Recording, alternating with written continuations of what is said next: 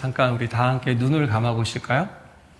지금부터 제가 멈추라고 할 때까지, 시작하고 멈추라고 할 때까지 몇 초나 지났는지 한번 속으로 세보시기 바랍니다. 아시겠죠? 자, 이제 시작합니다. 마음속으로 한번 세보세요. 시작. 자, 얼마나 지났을까요? 자, 우리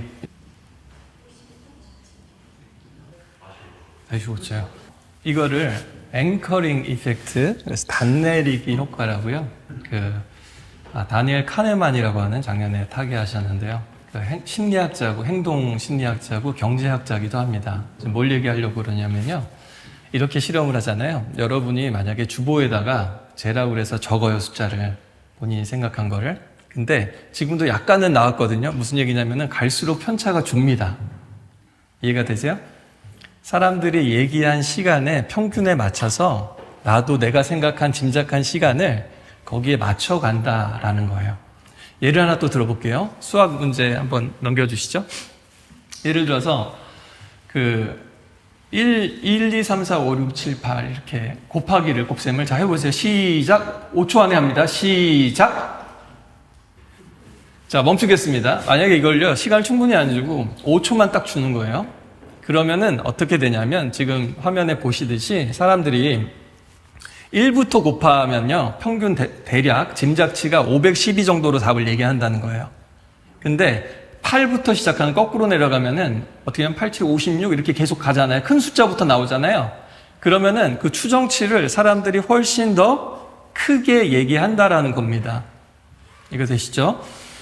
우리는요, 계산을 끝낼 수 없을 때 혹은 어림짐작할 때 처음에 입력된 정보가 너무너무 중요하다는 거예요. 대부분의 사람들이. 거기에 따라서 전체 추정을 좌우하게 된다라는 거죠. 그래서 사람들은요, 처음 접한 경험, 자료에 되게 자기도 모르게 큰 영향을 받는다라는 거죠. 그래서 여러분, 믿음 생활도 처음에 누구랑 하느냐가 되게 중요합니다. 그렇죠. 또 운동도 처음에 기초를 누구랑 배우냐가 중요한 거죠.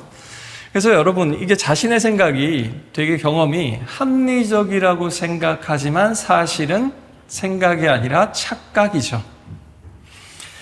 문제는 이 머릿속에 닷이 있다는 거예요. 닷이 이렇게 내려오는데 그 닷을 다시 올리고 그것을 수정하고 조정하는 일이 이루어지지 않는다는 거예요, 잘. 그 다음에 아무리 설명을 하고 얘기를 해줘도 사람들이 처음에 입력된 것에 더 큰 영향을 받는다라는 겁니다. 사람들은 변화를 원한다고 얘기하지만 사실은 살던 대로 사는 것을 훨씬 더 편해합니다. 이런 현상이 인생에서는 어떻게 되겠습니까? 편견이 되고 고집이 됩니다. 하나님과의 관계에서는 어떻게 되는 줄 아십니까? 이것이 완악함과 불신앙이 됩니다. 그래서 다시 한번요, 우리가 믿음도 기초부터 하나님 말씀의 시작부터 차근차근 쌓아서 올라가야 되는 겁니다. 또 오늘도요, 우리 마음속에 이런 정신적인 닷이 있다라는 겁니다. 심지어는 믿음 생활을 할 때에도 나를 정박시키고 다른 곳으로 나아가지 못하게 하는 마음의 닷이 있다는 겁니다. 오늘 이 예배 가운데, 말씀 가운데 다시 한번 닻을 올리는 역사가 있길 바랍니다. 네, 밤새 일하고 빈손으로 왔던 베드로가 이제 닻을 올리고 깊은 곳으로 나아갑니다. 우리도 오늘 다시 피곤하고 지친 몸을 가지고 이 자리에 오셨더라도 다시 닻을 올리고 예수님과 함께 새 출발하길 원합니다. 우리 지난주 이어서 지금 같은 본문입니다. 설교를 하시던 예수님이 말씀을 마치시고 베드로에게 요구를 했죠. 깊은 데로 가서 그물을 내려라. 이게 무슨 요구라고요? 굉장히 무례해 보일 수도 있고 무지해 보일 수도 있고 무지막지해 보일 수도 있는 요구입니다. 예수님의 요구가 그럴 수 있다 그랬습니다. 그렇다고 해서 예수님이 베드로의 형편을 모르는 게 아니시죠. 너무 잘 아십니다. 베드로가 지금 너무 피곤하다는 것을, 그리고 어젯밤만이 아니라 그가 평생 고기를 낳기 위해 수고한 인생이라는 것을 알고 계십니다. 또 요한복음 같은 데 보면요, 그가 하나님 나라를 기다리던 사람, 믿음의 사람이었다는 것을 또한 잘 아십니다. 예수님은 이제 베드로를 이전에 경험해 보지 못했던 나라, 믿음의 나라, 믿음의 세계로 인도하고 계신 겁니다. 그럼 마귀가 던지는 미끼는 우리 인생을 파괴하지만 우리 예수님이 던지시는 거는요, 그게 미끼가 됐던 떡밥이 됐던 우리를 살리고 구원합니다. 놀라운 삶으로 인도하시기 원하십니다. 그래서 예수님이 던지시는 말씀은요, 여러분 무엇이든지 꼭 잘 받으시길 바랍니다. 또 꽉 무시길 바랍니다. 세상의 것을 꽉 무시고 끌려가시면 안 돼요. 베드로가 대답합니다. 선생님, 저희가 밤새도록 애썼지만 아무것도 잡지 못했습니다. 그러나 선생님 말씀에 의지해서 제가 그물을 내려보겠습니다. 여러분, 성경은 절대 순종을 말하는 것 같죠? 절대 순종. 그렇죠? 우리 신앙의 핵심은 순종 아닙니까? 그런데 더 중요한 게 있습니다. 하나님께서, 오늘도 예수님께서 결국 베드로가 오늘 순종하죠?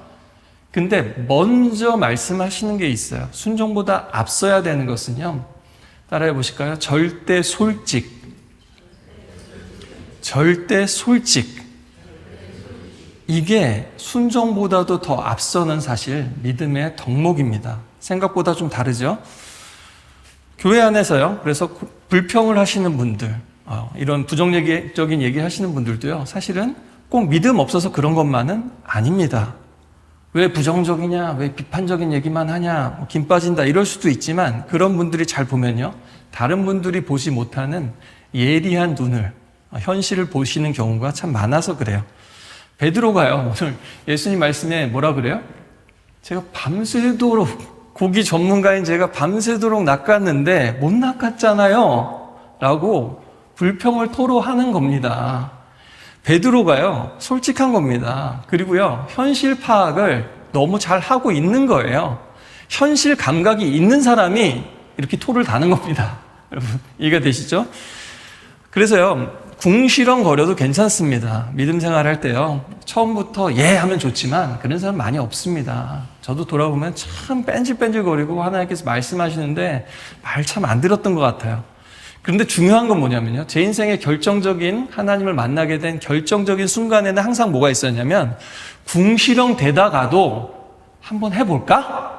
아, 이거 안 하던 건데, 나 교회 생활 이렇게 안 하던 건, 이거 아닌데, 나 이런 데 안 나가는데, 대배면 족한데 하다가 무언가 마음을 바꿔서 한번 해볼까? 아, 성경을 진지하게 한번 읽어볼까? 아, 나 소리내서 기도 안 했었는데 한번 소리내서 기도를 해볼까? 라고 안 하던 결단을 할 때, 그때 믿음의 역사가 일어나는 거예요. 성경에는요, 정말 솔직한 기도가 많습니다. 어떨 때는요, 당황스러워요. 이렇게 기도해도 되는 건가? 싶을 정도로. 교회에서는 이렇게 하면 어른들이 혼낼 것 같은데, 성경에서는 오히려 이런 기도가 있었나? 하는 기도들이 너무나 많이 있다는 겁니다.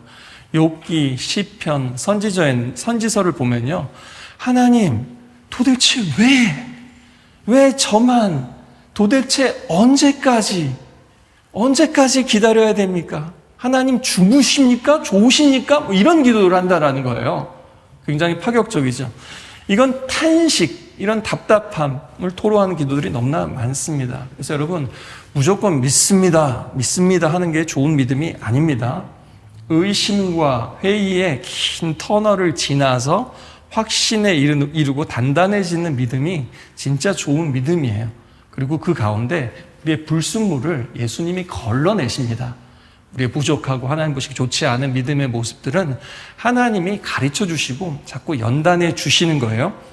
그래서 우리는 계속 따라가는 겁니다. 그 과정에서 어떻게 해요? 솔직하게 궁시렁 대도하는 겁니다. 그리고 잘 납득이 안 되면 자꾸 질문을 하는 겁니다. 때로는요, 투덜거리고 원망을 해도 괜찮다라는 거예요. 특히 저는 아직 믿음이 없습니다. 확신이 별로 없습니다. 혹은 내 삶이 너무나 고통스럽고 힘들고 내 몸 하나, 내 인생 하나 건사하기가 너무 힘들다. 그래서 하나님 앞에 그런 어떤 어려움을 토로하는 것은 괜찮습니다. 왜냐하면 그 궁시렁을, 그 탄식을 우리 하나님께서는 기도로 받아주세요. 그걸 솔직한 믿음으로 받아주신다는 겁니다. 심지어는 그것을 기도의 모델로 삼으시고 기록해 놓으셨다는 겁니다. 그 대신 주의해야 될 게 있죠. 여러분, 사람한테 말할 때도 선 넘으면 안 되죠. 선은 지켜야 됩니다. 그래서 이스라엘 사람들도 늘 하나님 앞에 솔직했지만 선을 넘어서 굉장히 어려워진 경우들이 있어요. 심판을 당한 적이 많이 있습니다. 출애굽 세대의 원망이 그런 거였어요. 뭐라 그럽니까? 차라리 이집트에 있을 때가 좋았다. 그러면서 노예살이 하던 그 시절에 갑자기 또 선택적 기억과 선택적 지각에 빠집니다. 그러면서 그 애굽에서 노예살이 하면서 먹던 메뉴를 막 읊어요. 하나님 막 그때는 뭐가 부추가 있었는데 막 이러면서 막 메뉴를 얘기해요. 그때는 막 과일도 많았고 막 고기를 먹었는데 막 이런 얘기를 합니다. 여러분, 10가지 재앙으로 하나님이 이집트를 치시고 파라오를 치셨잖아요. 그걸 그들이 봤습니다. 홍해가 갈라지는 걸 봤습니다. 그들이. 불기둥과 구름기둥으로 어떻게 인도하시는지를 그들이 다 봤어요. 반석에서 물이 막 솟아나오는 걸 그들이 봤습니다. 하늘에서는 만나가 내리는 걸 봤어요. 어느 민족도 경험하지 못한 나라를 이들이 충분히 경험했는데 선 넘는 게 뭐라고요? 이집트에 있을 때가 좋았다. 하나님 몰랐을 때가 좋았다. 세상에서 종살이 할 때가 좋았다. 그때는 말만 들으면 먹을 거는 채워줬는데 뭐 이런 식으로 이제 가는 거죠, 여러분. 근데 믿음 생활 하다 보면요, 우리도 그럴 때가 있어요. 여러분, 이게 뭐라고요? 선택적 기억, 선택적 지각입니다. 이것을 우리가 다시 오늘 닷과 함께 끌어올려야 되는 겁니다. 그리고요, 하나님을 알지 못해서 원망하고 불평하는 것은 괜찮다고 그랬죠. 그걸 정상 참작이라고 그럽니다. 법적인 용어로요. 사유가 그럴만하다. 그래, 오죽하면 그랬겠니? 라고 하나님께서도 인정해 주시는 그런 우리의 인생의 시절이 있다라는 겁니다. 오히려 그런 사람들은 국률이 여기세요. 그래, 참 도움이 필요하구나. 내가 여기 있다. 내가 도와줄게 하면서 하나님이 국률이 여기세요. 그러나 하나님의 은혜와 기적을 많이 맛본 사람들이 이것을 망각하고 배신하는 것은 이것은 배은망덕이죠. 배은망덕입니다. 그러니까 알만한 사람이 그러면 안 되는 거예요. 교회에서도 좀 새가족이시고 모르시고 아직 경험이 없고 잘 모르겠어요. 그런 분들은 괜찮습니다. 어떤 실수를 해도 우리가 용납할 수 있죠. 그런데 그게 아니라 믿음 있다는 분이 간증을 많이 하신 분들이 좀 어려워진다고 흔들리고 가나안 땅에 들어가지 못한 사람들처럼 막 그렇게 해서는 안 된다라는 거죠. 더 쉬운 예를 한번 들어볼까요? 여러분, 자녀들이 부모님께 투정 부릴 수 있습니까? 없습니까? 자녀들이 혹은 여러분 어릴 때 자라면서 부모님이 말씀하시면 네 알겠습니다. 그럼요. 네 알겠습니다. 밥 먹어라. 예 알겠습니다. 공부해라. 네 알겠습니다. 이렇게 했나요? 그렇게 잘 듣는 아이들도 완벽하게 그럴 수 없습니다. 그렇지 않나요? 다 투정하고 불평하고 막 징징거리는 겁니다. 여러분, 인생은 그게 징징거리는 거예요. 여러분. 그리고 근데 그럴 때 있잖아요. 좀 심할 때는 뭐라 그래요? 이제 좀 크면 왜 동생만 이뻐해요? 왜 형만 이뻐해요? 막 이럴 때 있잖아요. 혹은 왜 나만 낳았어요? 더 낳아주지 막 이럴 때도 있잖아요, 애들이. 근데 그럴 때 왜 그럽니까? 왜 애들이 그런 투정을 하는 거예요? 관심과 사랑을 받고 싶어서 그런 거 아니에요? 그렇죠? 네. 사랑받고 싶어서 그런 겁니다. 그런데 진짜 열받을 때 있잖아요, 부모들이. 언제예요? 왜 날 낳아가지고, 예를 들어서 애들이 이런다. 그럼 이거 선 넘는 거죠.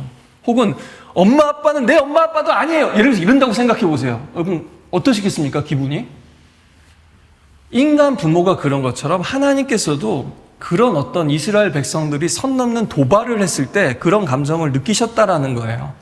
근데 요즘 세대는 어떠냐면요, 이런 게 시대 정신인 것 같아요. 뭐 권위고 뭐고 부모고 뭐 어른이고 일단 들이받고 봐요. 그냥 교회에서건 세상에서건 이런 게 약간 시대 정신이 된 비극적인 이 시절을 우리가 살아가고 있습니다.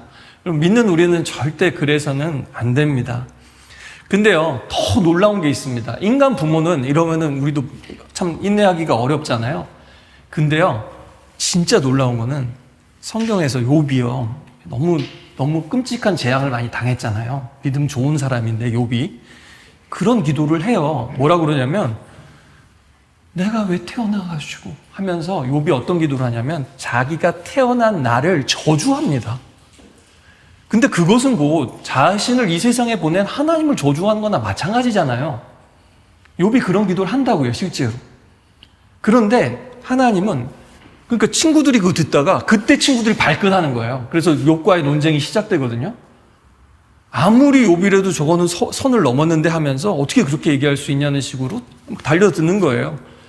친구들은 욥이 선을 넘었다고 하는데 더 놀라운 건요, 하나님은 그걸 비난하지 않으셨어요. 욥이 보세요. 얼마나 자녀들을 다 잃고 집이 망하고 자기 몸에 병들고 얼마나 큰 고난을 당했습니까? 그 이유도 알 수 없이. 그때 욥이 그렇게 탄식을 할 때 하나님은 욥의 편이 되어주셨습니다. 그리고 욥은요, 그 가운데서도, 그러니까 여러분 하나님한테 할 때도요, 이걸 배우셔야 되는 거예요. 그 욥이 대단한 사람이에요. 첫 번째 뭐라고요? 순종 이전에 솔직을 가진 사람이죠. 그뿐만 아니라 무엇입니까? 하나님이 너무 원망스러운데도 위태위태한 그 선을 넘지는 않아요. 하나님을 저주하지 않고 자기 생일을 저주하잖아요.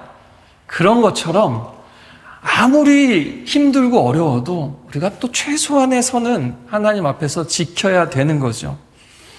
물론 하나님은 정말 그 품이 너무나 넓으셔서 우리가 늘 솔직하게 나아가는 것이 좋지만 그럼에도 불구하고 또 선을 지켜야 되는 겁니다. 문제는 무엇입니까? 교훈을 얻지 못하고 조금 잘 되면은 할렐루야, 조금 안 되면은 원망을 반복하는 것.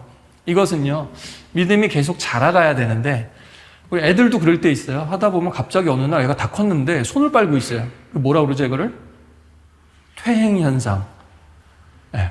믿음 잘하실 때도 꼭 그럴 때가 있어요. 잘 잘하시고 참 잘하고 계시다 요즘 참 보기 좋다 하는데 갑자기 어느 순간 보면 손가락을 빨고 계셔. 장년이. 이 뭐예요? 믿음의 퇴행현상. 누구나 이런 것을 겪을 수 있습니다. 오늘 이 말씀을 보고서 우리가 더 근신해야 되겠죠.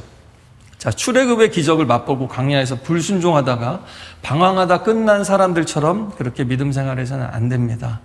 의심하고 원망할 수 있지만 믿기 때문에 하는 거랑 은혜를 망각하고 배신해서 하는 거랑은 다른 겁니다. 아시겠죠?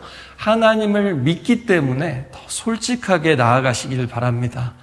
하나님이 우리를 괘씸하게 여기시지 않고 불쌍히 여기시도록 기도하는 겁니다. 오늘은요, 이 믿음의 세계에 대해서 너무 잘 보여주는 말씀입니다. 베드로가 뭐라고요? 궁시렁거려도 그러나 말씀에 의지해서 그물을 내리겠습니다. 믿음은요, 완전한 확신에서 시작하는 게 아니라는 거예요. 불안과 회의, 불평이 있어도 괜찮다라는 겁니다. 중요한 건요, 베드로처럼 그래도 말씀에 의지해서 해보는 겁니다. 끝까지 해보는 겁니다.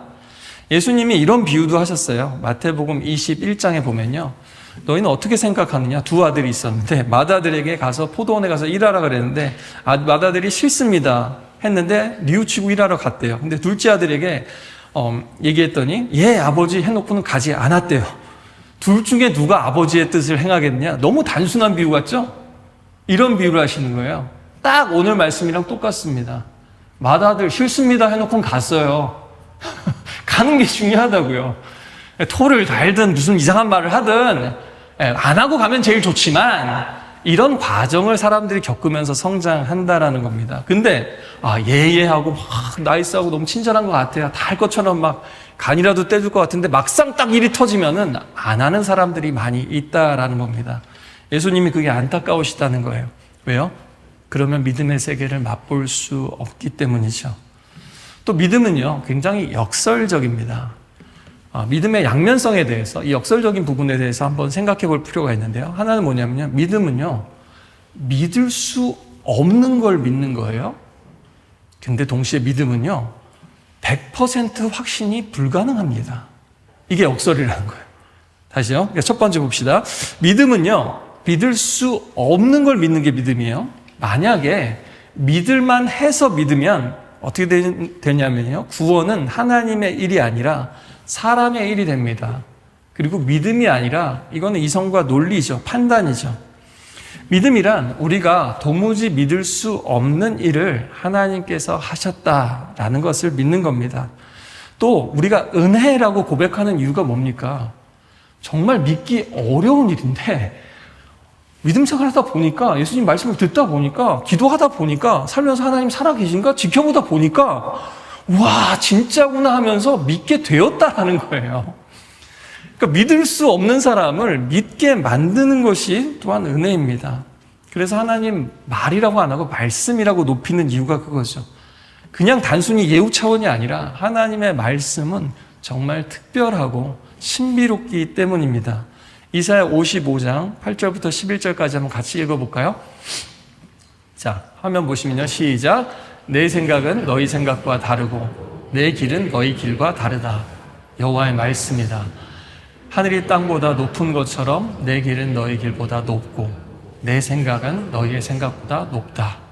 하늘에서 비와 눈이 내리면 땅을 적셔 싹이 나고 자라서 뿌릴 씨와 먹을 음식을 주기 전까지는 다시 하늘로 돌아가지 않는 것처럼 내 입에서 나가는 말도 내가 원하는 것을 이루고 내가 보낸 사명을 성취하지 않고는 허사로 내게 다시 돌아오는 일이 없을 것이다. 아멘. 성경은 종교 경전이 아니라 언약입니다. 하나님의 약속이에요. 그래서 신약 성경, 구약 성경, 새로운 약속, 옛 약속, 하나님이 주신 약속입니다. 성경을 읽는다는 것은 하나님의 약속을 내게 주신 약속으로 받아들이는 겁니다. 따라서 성경을 계속 내가 읽고, 오늘 예배 때도 들으셨죠? 뭔가 말씀을 자꾸 접하시잖아요. 그런데 내 마음속이든 내 밖에 있는 내 삶 가운데든 변화가 일어나지 않는다면 문제의식을 가지셔야 돼요. 왜요? 하나님이나 우리 어느 쪽에서든 약속을 안 지키고 있다는 얘기예요. 혹은 시간이 필요할 수 있는데 그럼 이유라도 알아야 되거든요. 아직 때가 아니구나. 이런 하나님의 어떤 메시지라도 들어야지 우리가 믿음 생활이 가능한 겁니다.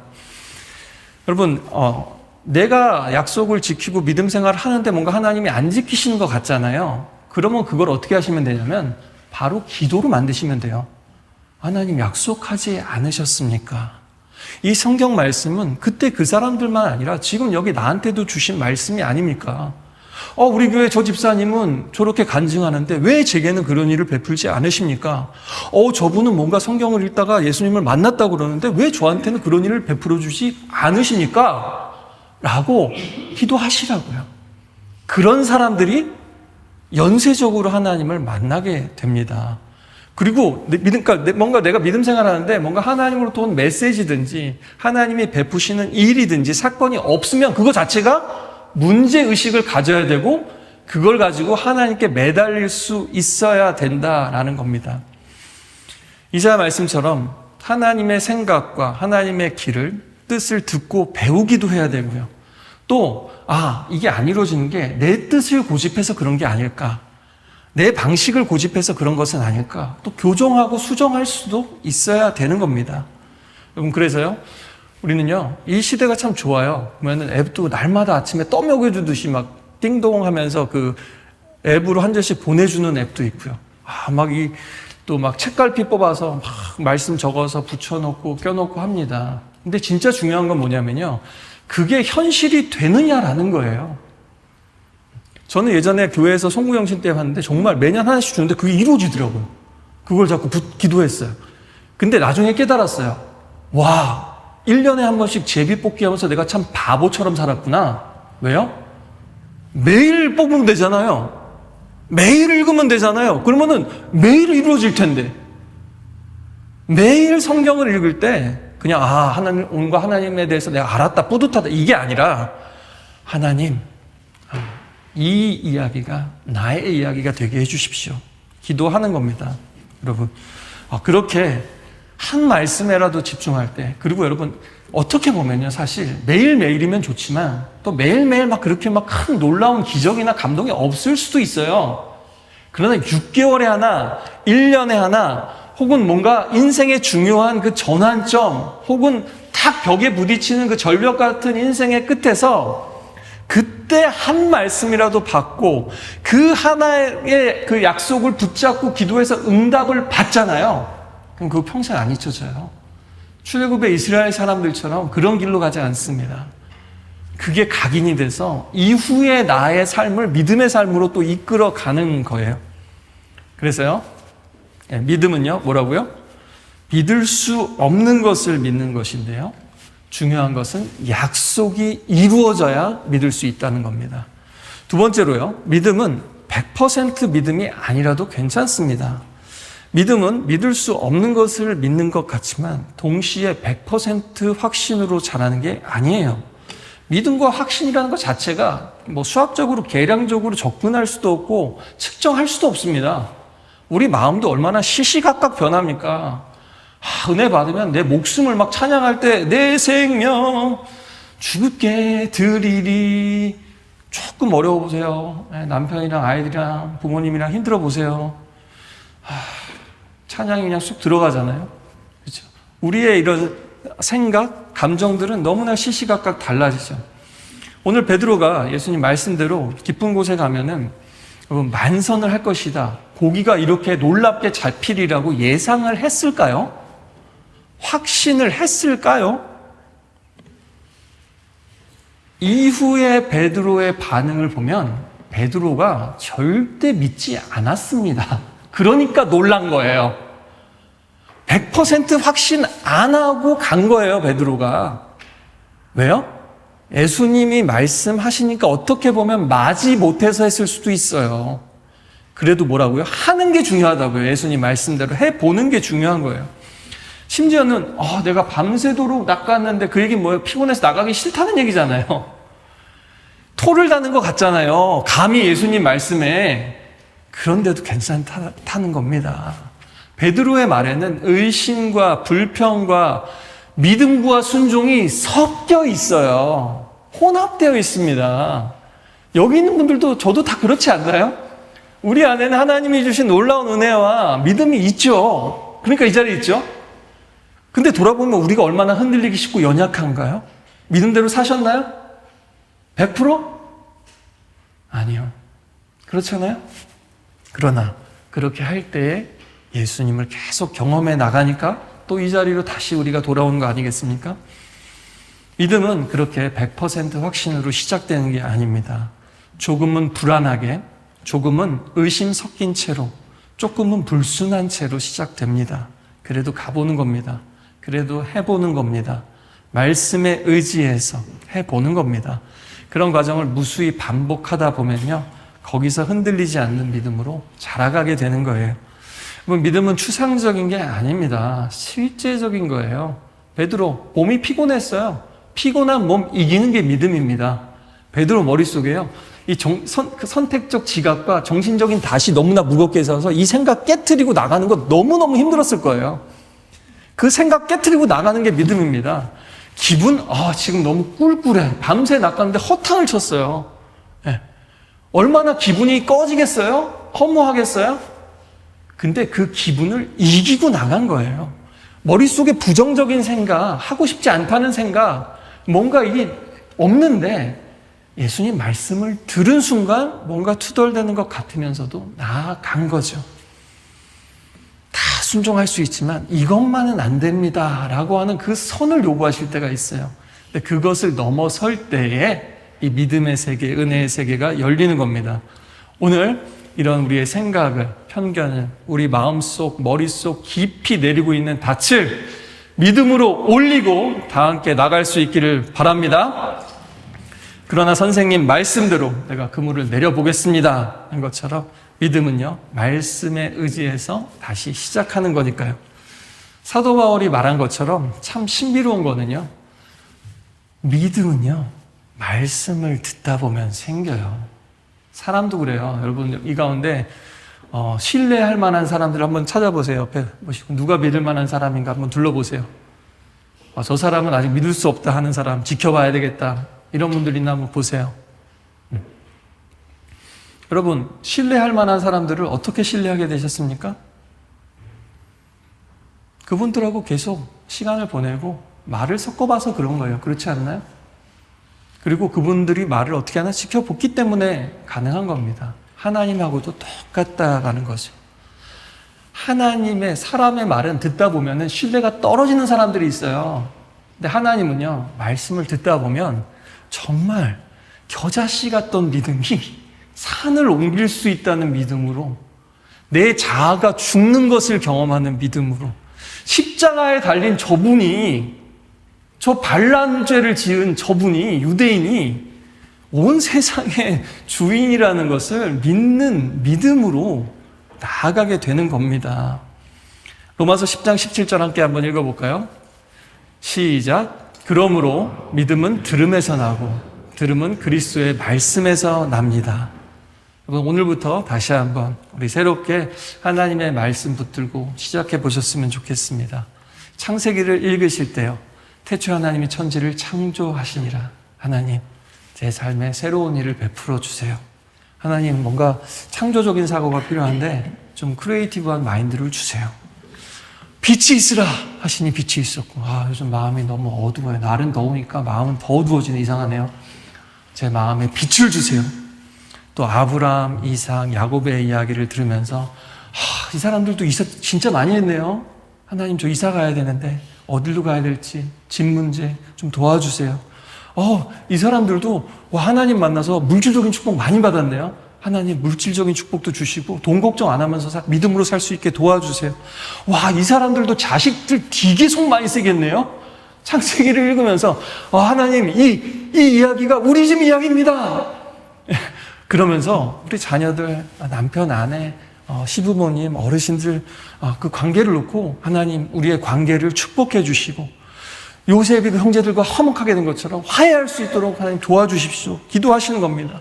이삭과 리브가, 룻과 보아스의 만남을 읽으면서는 어떻게 하십니까? 우리 청년들도 돕는 배필을 보내주십시오. 남친을 보내주십시오. 여친을 보내주십시오. 옆구리가 너무 썰렁합니다. 주님, 결혼할 사람을, 믿음의 가정을 이루고 싶습니다. 만나게 해주십시오. 우연히 그들이 만난 것처럼 여기서 우연이라도 만나게 해주십시오. 그렇게 기도하는 겁니다. 복음서를 읽으면서 하나님, 내 병든 몸과 마음을 고쳐주십시오. 기도하는 겁니다. 하나님, 빌립보서 같은 데 읽으면 예수 그리스도의 심장을 주십시오. 예수님의 생각과 마음과 열정을 내게도 좀 주십시오. 저도 좀 뜨겁게 살아가고 싶습니다. 십자가를 묵상하면서 하나님, 여전히 잘못된 날뛰고 있는 나의 자아, 내 생각, 뜻, 방식이 꺾이고 하나님의 뜻이 내 삶 가운데 이루어지게 해주십시오. 기도하는 겁니다. 그러면 베드로가 그 그물이 찢어질 정도로, 배가 기울 정도로 고기를 낚게 된 것처럼 예수님의 말씀을 듣고 읽고 순종하는 자마다 요한계시록에도 세상 끝날까지 그 약속을 하신 것처럼 그 약속을 이루어 주실 겁니다. 이미 우리 안에는 그런 말씀이 이루어진 간증들이 있습니다. 그렇죠? 여러분 모두가 그렇게 되시기를 바랍니다. 여러분, 고기를 이렇게 많이 낚는 게 왜 기적일까요? 사실 기적이 아닐 수도 있지 않을까요? 베드로처럼 말씀에 의지해서 그물을 내려본 사람만 이 믿음의 맛을 압니다, 여러분. 믿음으로 말씀 하나 붙잡고 끝까지 가본 사람, 갈 때까지 가본 사람만이 이 믿음의 세계를 아는 거예요. 베드로에게는요, 생각해 보세요.